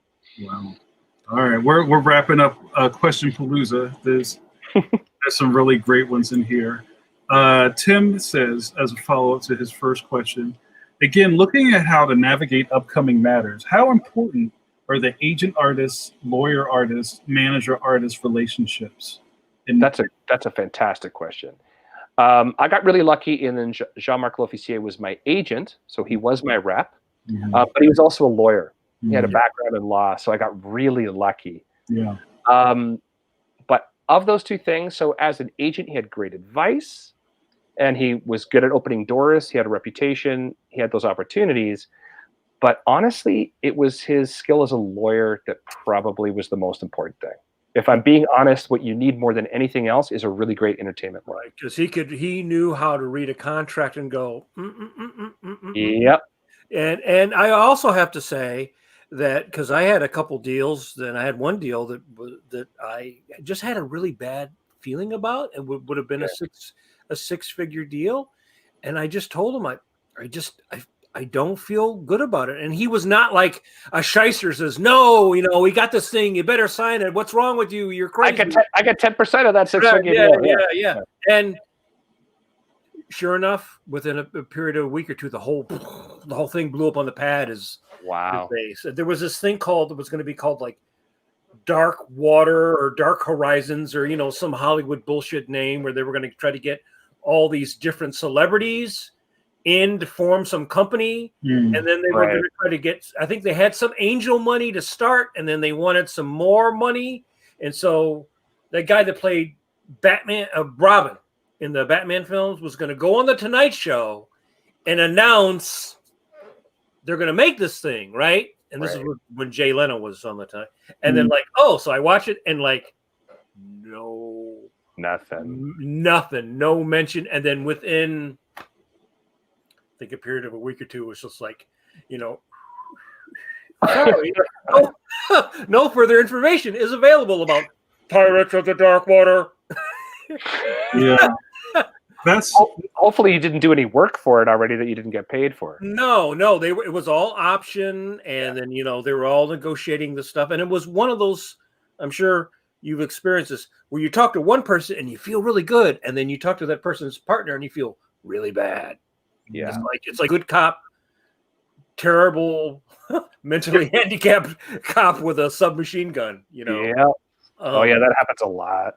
Yeah. A lot of that connects to the question too. Is that again with timing and luck, you're no matter how great your idea is, you're only as good as the people you're surrounded by.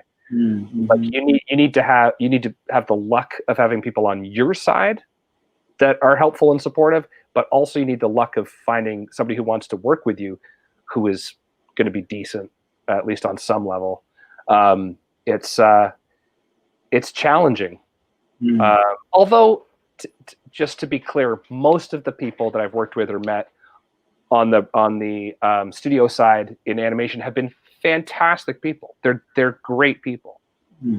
Yeah. I think too at that time when you were pitching stuff and I was pitching stuff, there was a lot of churn going on in the business with like the fall of Fox Kids and Kids WB, and then the rise of Cartoon Network and the rise of Nickelodeon, and what was and High and Sabam like getting out of making the Power Rangers. There was like a lot of stuff within like 3 or 4 years. It really changed the atmosphere of what was going on and what people were buying. Like they thought, oh, Disney had Hannah Montana.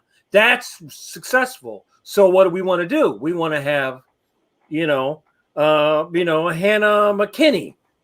That's right. So that's when they had that horrible kid host who was like, hey, we're gonna live action host the stuff on Cartoon Network with puppets or something. It's like, no kid wants to watch that,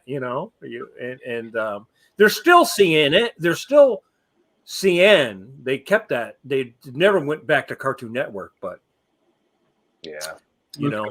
but this also should tie in to you going back to comics and your new comic, which you did as a Kickstarter. Yeah. Oh yeah. Well, hold on. I got one question left in the chamber. All right. Well, it's still Question Palooza time. Give me one more. It still says it on the bottom. Yeah. All right. So Avery will ask the last question. There's still more questions to come, but in this round, question: which of your characters do you think you're most like, or at least which is your favorite? That's a great question. No one's ever asked me that before. The one I wish I was most like was Fiskerton. because I love drawing him, and he's so nice. But I'm probably most like Tutenstein. I'm kind of a tantrumy little shit, probably entitled. Yeah, probably. And I love him too. So yeah. That's great. Cool. Thanks for playing. All right, Mike, you have the floor. Oh, so I just said we should segue back into you after you've gone all and you've done that and you've come back to doing comics and doing a Kickstarter, which I think also ties into how different comics are now than they were even 4 or 5 years ago with things like Kickstarter and you know, and the rise of social media, because even when you were doing these animated projects before, there was not that. I mean, I don't know, were people using Instagram in 2000? It wasn't even around in 2000. No, I don't think so. And adding to that too, to me, the most exciting part of what we're doing now is also just the changing technology. Like the print on demand technology now is so good that the comics we just made look 1,000 times better than the ones we were getting mass produced when we were younger and starting out. So, because for me, it wouldn't have mattered. It wouldn't have mattered if it was easy and we could do it all online if the product looked like crap. So yeah, so okay, do you have any like sad music? Because I got to go through. So after Secret Saturdays got canceled, although Cartoon Network never cancels a show, they just don't renew it forever. I've never been told that we don't have a third season. We might still. But after that didn't work with the new Cartoon Network, and my the stress of traveling and living in LA broke up my family. Like I sacrificed a lot for animation actually too, which is maybe why I'm not so keen to get back into it. And I had like a nervous breakdown, as I know you know, Mike, because this was right around the time we were working on the Saturday's comic book for DC. I had a complete breakdown. It was exhaustion, it was stress, it was familial, and it turns out chemical. So after that, I came out of the hospital basically with this. Yeah, I told you it needs like really dramatic, melodramatic music. Bob Weber Jr. and I had still been working on this comic strip, and it actually started to take off at that time. So I had that one thing left that I could do. And then, unfortunately, the timing for that was terrible. So, like I said, we did that for a year, and it was actually the hardest work I've ever done for the littlest pay. But as those three things I was talking about with Jamar, the love, the passion for doing it was there. So it was very rewarding. Mm-hmm. After that, I quit. That was it. After Oh Brother ended, so this is like probably 2010, 2011, somewhere in there, I was like, that's it. And I ended up retiring from this kind of stuff, writing and drawing my own stuff, and managing the local art store in Guelph for like 4.5 years. Wow. And so that was the real leveler, and I was fine with it. It was like, after freelancing for decades, to actually just have a paycheck was like, I couldn't believe it. It was amazing. And like a reason to put on pants and like go to work every day. And it's social, right? And it's social. I made great friends. I made friends with the customers, and it was still working in art. And then after doing that for a couple of years, I still had stuff out there. So I was still getting cold calls from people. So I did those drawing books while I was doing that. So I did some how to draw books for kids. So I was still working, but I wasn't doing comics, wasn't doing animation. I think I even did some character design for Fred Schaefer, who was my old producer I'd worked with, because he was doing some freelance work and was like, hey, could you take a crack at these characters for these people? Nothing ever got made, as far as I know. But it really wasn't until more recently that it actually started with me drawing, believe it or not, event posters for my local pub. Mm. So I knew all the people there. My partner works there. And they were like, hey, apparently you used to be a cartoonist. People would I don't talk about it, you know? Right. And I started doing those and started to get like really positive feedback. And and I had no editorial constraints. So for the first time in so long, I was drawing completely for joy. Like we were talking about at the beginning, like that idea of just drawing whatever I wanted because I wanted to. And I had nothing to lose anymore and nothing really to gain. And I was posting that stuff on, that's when I rejoined Instagram and I was posting this stuff. My daughter also talked me into it a bit. And then was getting this great feedback from old friends saying, this is the best stuff you've done in years. So somehow after all that crash and burn, everything I've done since has just been for pleasure. And so that's led me to this new comic project, which is just, I did these fake Harvey comics based on famous horror movie kids. And we're doing those just for fun on Instagram. And they were the most liked posts I'd ever done. And because of that, it led me to thinking of Dwellings, this idea that it looks like a Harvey comic. And I've always had that subversive thing. It's always been like, my stuff looks cute, but there's some weird stuff in there. And I thought I'd just push this a lot further. I was like, yeah, it looks cute. It's not cute. It's straight up horror, but drawn it like it's a Casper comic. So, and it's so fun. We're doing it like an art object. Like the comic actually looks like it's an antique. It looks damaged. The pages look aged. I've even done some intentional off-register tricks. Jay, do you want me to show any images from the book, or just keep it here? That's good. I think there's a sample. If they go to I think the Kickstarter page is still up. So it's Black Eye Books or the Dwellings Kickstarter. I think you just search Dwellings. It's still there. But there's some pages online if anyone wants to. We don't need to waste our time unless you think you want to. We better show at least one of your. All right, let's go. All right. Yeah, I'm trying not to blow up your project here. So. You know. So why don't you talk about your your process of. Were you aware of Kickstarter and things like that before? When your time off, when you go back in and you're just producing stuff, you are not on Instagram. You come back, it's a pretty big change, right? It is. I had some experience with it. There was one other thing I did. I dabbled in and slowly built back up. Was that old Superman lunch club that I told you about in Toronto? Jay Torres from that group had this idea of putting together a Canadian superhero anthology because all of us read Captain Canuck when we were kids, and where it would be Canadian writers and artists making their own characters. And so I created Arrowhead for them. And that was an anthology. That was a Kickstarter. So I was technically a part of that. But again, just like with this one, I didn't have to do anything except draw. I love it. The trick is to find somebody who wants to do this with you, who is very tech savvy, and who does all of the boring stuff for you.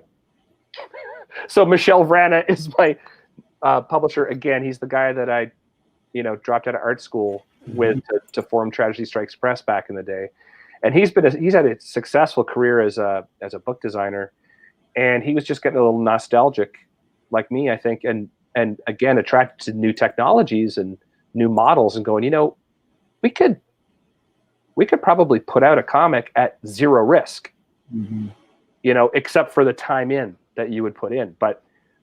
I can guarantee we won't lose money. If we only sell 10, we only sell 10, but we're not out of pocket. Right. And I have tried over the years various things. I used to try to have like a online webcomic site, and I did blogs back in the day, and I had a Patreon briefly, and none of it seemed to take off. I'm just not good at it. But this actually worked. This Kickstarter is the first thing I've done that was like I got a standard, like a decent standard page rate out of this project. Well, what I think is also very different is that now people are much more. It's a little Jack Kirby, yeah. Yeah. I love Jack Kirby. It's Yeah. not Jack Kirby. But I was trying to think. I was thinking like New York tough guy. Yeah. Yeah. Yeah, I thought Jack Kirby when I saw it today, so I thought that too. So, but people are now, I think, especially within the last year or two, people are really supporting Kickstarter and seeing that is that's a way to go right between you and your audience. Exactly. Where back when you were doing, the Land of Nod, you've got to put it in the previews catalog. You got to try to get that 10% of stores who order something that's just not Superman or Wolverine, right? Yeah. Which is what I learned when I was self-publishing.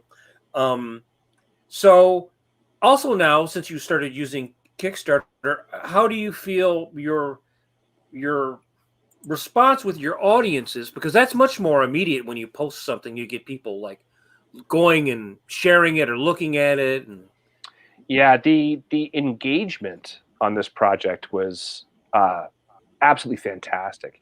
And I think that's something, I know this sounds kind of like, for the kind of work we do, you don't often get an audience. I mean, when you teach, you guys get some feedback and some dialogue happening. What we're doing right now, we're getting a little bit of that. But generally speaking, when you're working on a project like this, it's not to applause, right? Mm-hmm. So when I was getting feedback in my local pub about how cool my drawings were, I couldn't believe how good that felt. I was like, oh my God, like, animation executives don't tell you did a good job. Yeah.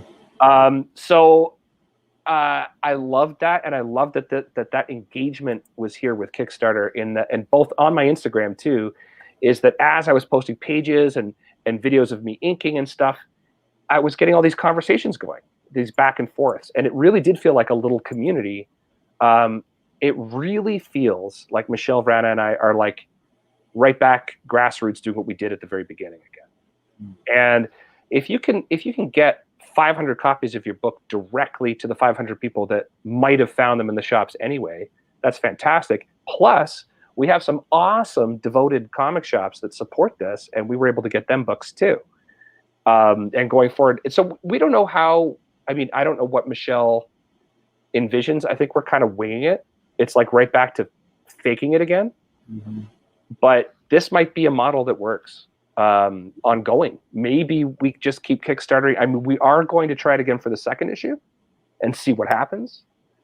Or maybe we start to, officially solicit them now, through the syndicate, the racket. The syndicate. Jay, Avery gives you a really cool compliment. I think another thing is a lot of the people who want to support you are finally old enough to do so. Ooh. So many of us grew up being influenced by your work. We didn't have the means to keep up with your content. That is great. Yeah, thanks, Avery. Yeah, right on. Of course.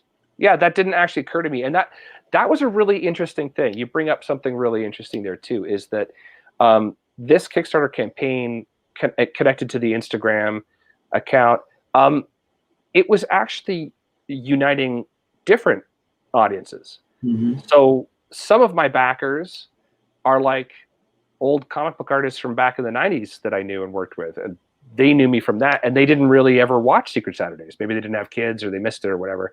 And then there's people from my animation career. Then there's people that only ever knew what Oh Brother was and found me on Instagram from there, and they're like, oh wow, it's like that comic strip except it's evil. Mm-hmm. So it's maybe this is the first time in my career when we talked about me jumping around and having different styles. Maybe this is the first time that I'm actually pulling it all together. Mm-hmm. And it's really the miracle of the technology. I could have never done it before. Mm-hmm. You've got a couple of backers in here, which is really cool. Thanks, Randy. Right on. Yeah, that means a lot. It's just, having the feeling that you're actually connecting with the people that you're trying, like, you do your work and you hope people like it, and then when they actually show up, it's kind of blows your mind for a second. Like, oh wow, you're here, you're real, right? Yeah, and it makes what was always a very solitary art form a little bit more like a performance. Like I feel like I'm performing for this small crowd at at an open stage or something, and I like it. I think it's great.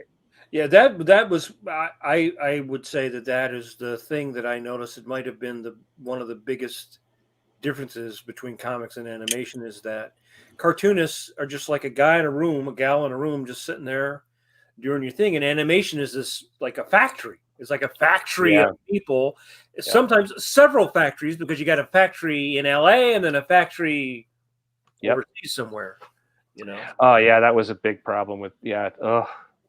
Did you ever go overseas? Did you ever do that? Did you go over to the studios or? No, it wasn't required. Also, we were having trouble. So we sent one of the producers over to play bad cop. Yeah. I think that even happened when I was back on the Batman show, because they would get stuff. I think there was one studio, as I've seen and remember, there was you would send the stuff to the studio, and then they would farm it out to other little sub studios, and then pull it all back. And then I guess, and then they're like scraping off the top. Ha ha ha. But some of the work wasn't looking good, so I think they had to do the same thing. They had to basically say, you guys better make this look good, or we'll go someplace else. Mm-hmm. Yeah. People have no idea how the sausage is made. No, and you don't want to. It's dirty. Although in our studio, the Secret Saturday studio on Santa Monica, we had a great team. It was fun. It was fun to be there. And we had problems.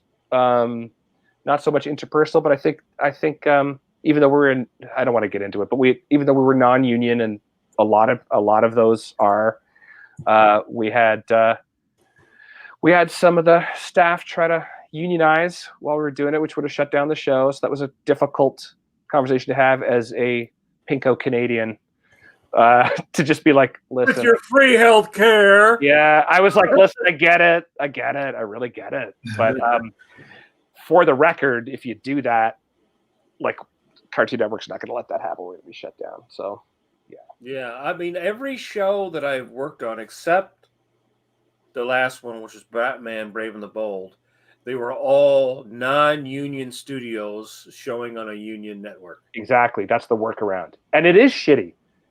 They should be ashamed of themselves. And my staff were right to be like, so we're working for Cartoon Network, but we're not covered like Cartoon Network animators are. And I was like, yeah, that's kind of shitty.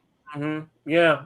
And as bad as it is in animation, it's way worse in video games. Oh, I bet. Yeah, I don't know much about that industry, but yeah, wow. Yeah, I bet. Yeah. So, can you talk a little bit about how you went about your coloring process to get the old? For dwellings, to get the Harvey thing. So again, one thing, when I've been around long enough, when I started in comic books back in the 90s, my uncle John had worked at a printing company, and he taught me how to use Rubylith when I was a kid. Do you remember this stuff? So I used to use it. Yeah, so you would have an original, like, large size original comic page, like a twice up board, and you'd with registration marks put this like see-through sheet over top, and you would cut away the red thin layer and peel it off of the clear sheet where you didn't want that color to be. So that would be 100% magenta. Right. Then you'd have another sheet that would be 100% cyan. Then you would have a 20% cyan. It was labor intensive and crazy, but it's always stuck in my mind literally how that works. It's just how Photoshop's layers works in CMYK now anyway. But in my mind, I can still see the Ben-Day dots. So for me, I just work in the traditional old school color guide, where it's like you've got 0% color, or I'm doing 30, 50, 70, 100. Mm-hmm. Right. Some studios use that. Sometimes it's different, but because I'm lightening it later.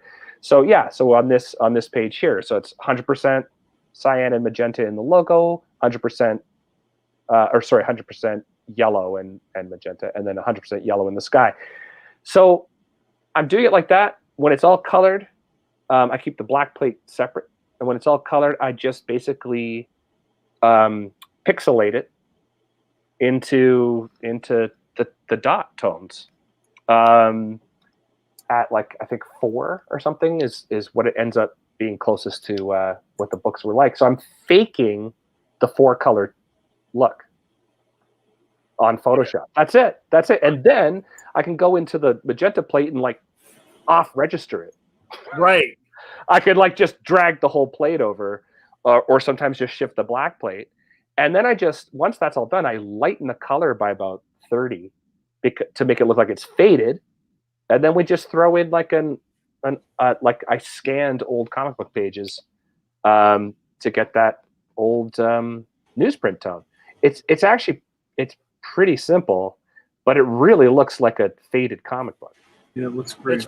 It's interesting because I wanted to ask you about that process because I did a comic for Dark Horse for the Mystery Science Theater comic, and I did the old-fashioned looking stuff, and so that's what I did the same thing where I scanned the old looking pages, but I would have to in Photoshop work to redraw stuff in the old stuff, the characters inserted into the old comic. But then what I did is I went and got old comics and scanned sections of color, and then used the stamp tool. Oh, that's cool. To go in, and so I was actually using the stamp tool to create, that same Ben-Day dot effect. Yeah, that's right. Yeah, so it was actually off a real comic or a real old news. That's awesome. So you would get that exact amount of natural fade, and the actual whatever the actual tone of that color is on that paper. That's really cool. Yeah, it was very labor intensive because some pages you would have a lot, and I would have to take off the old word balloons, right? And then use the clone tool to go behind where that was. So it was a lot more labor intensive from that standpoint. But yeah, I really, and it's funny because I think this is going to catch on. I think people are really going to get into something that does not look, even it's done on the computer, does not look like a computer. Yeah. I'm rebelling a little bit. I just wanted it to look like an artifact. Yeah, like an undiscovered artifact, and that was the original idea. Now I'm just like, oh yeah, I could do this. But I've worked some of the illustration work I've been doing too has collaged elements, which is something I've always liked. So like torn paper and stuff. I've always been into that sort of thing too. So this just really just connects to that, trying to recreate something lost. Yeah, you had a little bit of that on the cover, like a little rip. Yeah, and I love all the weird, the weird ads. You did a great job of either recreating new stuff or look like you found some old stuff you kind of messed around with a little bit to well, almost like you did. I think the layout of this one, the inside front cover, I think I actually did scan an old ad. Right. So where the boxes lie is authentic, and where that band would have been is authentic. And then I just cleaned it all out and found a font that like matched their typeface from that thing, and then just went to town with new images and stuff. It's so great. So that's my Jack Davisy Frankenstein there at the top. I wanted something that looked like it wasn't drawn by the guy that drew this book, Yeah. So now how do people get this? Do they still go to your Kickstarter and can they buy it, or how do they go about getting it? So the Kickstarter's over, and we now have it as a print-on-demand book through Black Eye. So Black Eye Books, I think their website, I think it's just Black Eye Books. Okay, I'll look it up. And so you can order copies of that and my collection of sort of my older work that we did last year. DJETCAT is also on there as well. So that's the new idea is, fund it for the initial backers. They get a special package of cool stuff. That helps the book exist. And then we overprint a little to have in the web store and do it all again next time. So are you looking to do like a couple times a year? You're thinking something like that? Yeah, I'd like to have 3 of these out a year at least. But next year, sometime in the spring, we're also putting out a new JETCAT, as he's announced here on the site. Yeah, that's the site there. This is where you want to go. So JETCAT and Friends is the complete JETCAT collection. So second issue of Dwellings will be out, and then JETCAT and Friends, and then the third issue. So it's cool. He's back after a 2-decade absence, publishing comics again in a totally new way. Yeah. I mean, it's amazing how I think there's really going to be, or there is a revolution going on where people can do between people doing stuff on web comics and webtoons and all these other sites, and then being able to do stuff in print like this. You don't have to print like 10,000 and have them in your attic. I still have plenty of my old Action Planets up in my attic. Yeah, well, that's the thing too. Michelle and I were totally laughing about that as we were packing up this order to go out last week. In that, when we were printing our first Tragedy Strikes Press stuff, he's like, "Did you have a box of those up until like recently?" I was like, "Yeah." Like I couldn't get rid of them. Kept bringing them to shows. Like, yeah, the last 100 for some reason is so hard to get rid of. And so we don't have that problem anymore. It's print on demand.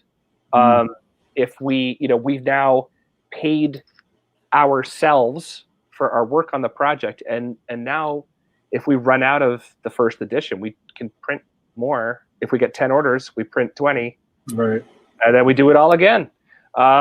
It's incredible. And so I keep calling him a publisher. He keeps insisting he's not a publisher. He's just like, because that's not really what he's doing. He's like, no, I'm like a packager. I'm a fulfillment center. You bring your comic here and I'll make it exist. Right. That's awesome. Now, do you still go to the comic book store yourself? What are you taking in? Are you looking? What are the new comics or new cartoonists? Because there's this whole new wave in the last year or two of all these young people doing comics, especially a lot of young women, which we've talked about on the show before. When we were coming along, there was like no. I never saw a woman with a portfolio at a convention, and now there's like a bajillion women with portfolios. It's fantastic. I mean, I can't believe the diversity in stories that are existing now too. Like, Seth and I have talked about this too. When he was writing autobiography, even in the late 80s, early 90s, like that was considered radical, like so outside of comics. We never imagined that the Beguiling, the comic shop that we used to hang out in, would now have, as a matter of course, every season, like we were saying earlier, the reading list for the University of Toronto for their graphic novels department. Right. And Mouse isn't on it because we've come so far past that. I never thought I'd see the day. No, it's fantastic. I don't know where it goes from here. But the fact that we can sell directly to people who want it, like it's almost like niche is the future, and that's okay. Yeah. So do you look at web comics and I do sometimes. Yeah. I follow some web cartoonists, and I still go. We have here in Guelph. There's a great store called The Dragon. They've won a couple of retailer awards. They're fantastic. Great shop from day one. Jen. So again, it takes women sometimes to push the industry where it needs to go. What she set up her store where when you come in the door, the first rack is kid height and has kid stuff on it. Like, duh. Like, I love it. That's where you put Wolverine, man. Yeah, but you don't need to, because the people that come in for Wolverine know where to find it. Right. So it's I just love it. It's a great shop. It's been really good to me, and so I do go in. I mean, I buy a lot less weekly pamphlets than I used to. So you buy the graphic novels, you wait and then buy. Yeah, usually. Because I'm less and less of a collector over the time. I mean, I have too much crap anyway. Even though I love them. And there are series I do still buy and still get addicted to, but I want them to read them. So I'll wait till a collection comes out. And I usually I'm not somebody who's going to go to the library and read it there I will buy it and then read it, and then if I don't need to keep it, I give them away. I give them to my kids or to friends kids or to I just like to share the books. And then sometimes you get one that just lives on your bookshelf. Like my favorite thing is Monsters for me was like an instant hit. I don't know if you've seen that book. Do you know the one I'm talking about? Is that the manga? No. No. Oh, okay. No, I haven't seen that yet. Oh wow. Oh man, this is fantastic. And talk about like crazy techniques. This is done like it's on journal paper with pens. Oh right. You know, Jim Rugg does some stuff like that. Yeah, Jim does. But like this, oh man, this is just so it's like a personal diary. Oh man, it's so cool. Yeah, that was a newer one. Wait, but didn't Aaron Reiner did a project like that? I remember. Yeah, he did. Yeah. And the cover even looked like a notebook. It's so cool. Yeah. Yeah, that was awesome. I love Cartoonist Shop. Well, thanks so much, Jay. It was great having you on the show. I think this is getting to talk to you and about, I think this is a good episode, especially for people, because it seems like the young people are interested in doing a lot of things, not just comics, but animation. Everything is blending so much more, I think especially with the generations of people that are coming up now, they don't think like I'm just going to be a cartoonist or I'm just going to be in animation. And that was the thing that I think has really happened in the last less than 10 years, is you're getting a new generation of cartoonists who just want to go back and forth. They want to try a lot of different things. I think they should. I've had a great time doing it. Yeah. So is your Instagram where we find you?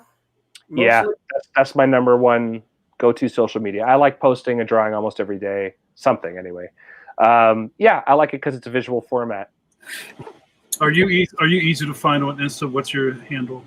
I think it's just J Popgun. Yeah. Okay, cool. J Popgun. We'll all make sure we sign up if we're not already there. I think you are. That's all right. Well, thanks for having me, guys. Yeah, that was awesome. Thank you so much, Jay. We're going to sign out. If you want to hang out with us on our closeout, we do a little thing. All right. I'll wait around for it. Let me see. All right, guys. Thank you guys so much for hanging out with Jay and us. I think we have one more for this year, Mike, but we'll talk about that a little later on the 30th.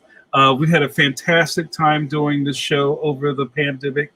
It's been over 9 months of great content, great guests, catching up with our buds, and giving you great content, dear viewers. So thank you so much. For our good buddy Brett Blevins, for Mike Manley and myself, this has been Pencil to Pencil. We'll see you on the other side. And don't forget, go ahead, Jay, we're going to do this. Remember to wash your Kirby hands. I love it. Nice. All right, you guys. Happy New Year. Merry Christmas.